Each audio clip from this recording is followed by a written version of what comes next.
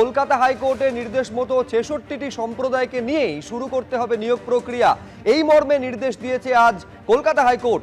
শূন্য পদে নিয়োগের অনুমতি চেয়ে আজই রাজ্যের কাছে আবেদন জানাবে কলকাতা পুরসভা এবং সেই প্রেক্ষিতে কোনো নিয়োগ, কোনো ভর্তি অযথা বন্ধ রাখার প্রয়োজন নেই বলে স্পষ্ট নির্দেশ দিয়েছে মহামান্য কলকাতা হাইকোর্ট।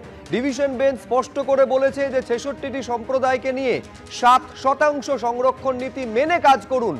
হ্যাঁ, তোমরা ঠিকই শুনলে, এমনটাই আজকের হিয়ারিং এ ওবিসি সংক্রান্ত যে হিয়ারিং আজকে ছিল সেই হিয়ারিং এ ফাইনাল কনক্লুশনে এটাই জানানো হয়েছে যে কোনো প্রক্রিয়া যেন থেমে না থাকে। তাহলে এবার তোমরা নিজেরাও আই থিঙ্ক বুঝতে পারছো যে ডাব্লিউবিজিই এর ক্ষেত্রে তাহলে কি হতে চলেছে। যে হ্যাঁ, ডাব্লিউবিজিই যে রেজাল্ট, আমাদের ডাব্লিউবিজিই 2025 এর রেজাল্ট, এই রেজাল্ট হয়তো আর জুলাই দিক করে যাবে না, যেটা আমরা এই কয়েকদিন আগের যে ওবিসি সংক্রান্ত যে শুনানিটা হলো বা যে জাজমেন্টে এসেছিল যে 31 তারিখ পর্যন্ত স্থগিত করা হলো সমস্ত কিছুকে।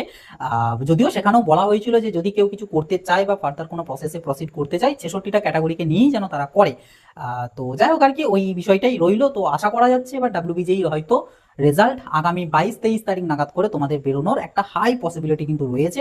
যদিও তোমরা আগে থেকে নোটিফিকেশন পেয়ে যাবে। যদি 22 তারিখ রেজাল্ট বেরোনোর কথা থাকে তো সেক্ষেত্রে আগামীকালকের মধ্যে তোমরা নোটিফিকেশন পেয়ে যাবে, কারণ আমাদের 3 দিন টাইম লাগে এই পুরো প্রসেসটাকে কমপ্লিট করার জন্য। একদিন রেজাল্ট, তার আগের দিন ফাইনাল অ্যান্সার কি, তার আগের দিন হচ্ছে নোটিশ বা নোটিফিকেশন দেবে।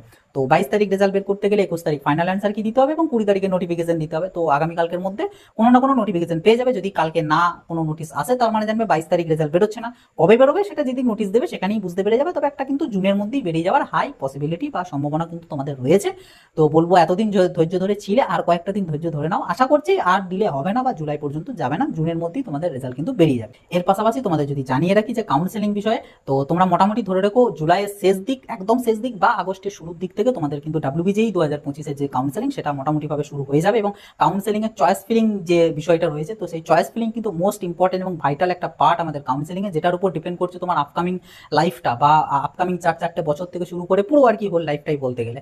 তো ওখানে যদি কেউ কোনো রকম কোনো ভুলভাল করো বা কোনো যদি কম্প্রোমাইজ করো সেক্ষেত্রে কিন্তু খুব বড় কিন্তু প্রবলেমে তোমরা পড়বে এবং তোমাদের ভালো র্যাঙ্ক থাকা সত্ত্বেও ভালো কলেজ বা ভালো ব্রাঞ্চ কিন্তু তুমি পাবে না। সো চয়েস ফিলিং কিন্তু খুব গুরুত্ব সহকারে এবং খুব কেয়ারফুলি কিন্তু তোমাদেরকে করতে হবে। যারা নিজেরা করতে পারবে তাদের জন্য well and good, no problem. But যারা করতে পারবে না তারা চাইলে আমাদের পেড কাউন্সেলিং সাপোর্টে তোমরা জয়েন করতে পারো। সেটার জন্য স্ক্রিনে দেওয়া এই হোয়াটসঅ্যাপ নাম্বারেতে জাস্ট সিম্পলি হোয়াটসঅ্যাপ করবে এবং জানাবে যে পেড কাউন্সেলিং সাপোর্ট তোমরা নিতে চাও। তো তাহলে তোমাদেরকে কিন্তু ডিটেলস শেয়ার করে দেওয়া হবে। তো এই ছিল ডাব্লিউবিজিই নিয়ে একটা খুব গুরুত্বপূর্ণ আপডেট। আশা করছি আপডেটটা তোমাদের খুব কাজে আসবে এবং পরবর্তীতে এরকমই আরো আপডেট পাওয়ার জন্য চ্যানেলটাকে অবশ্যই সাবস্ক্রাইব করে রাখবে এবং এই ভিডিওটাকে একটা লাইক করে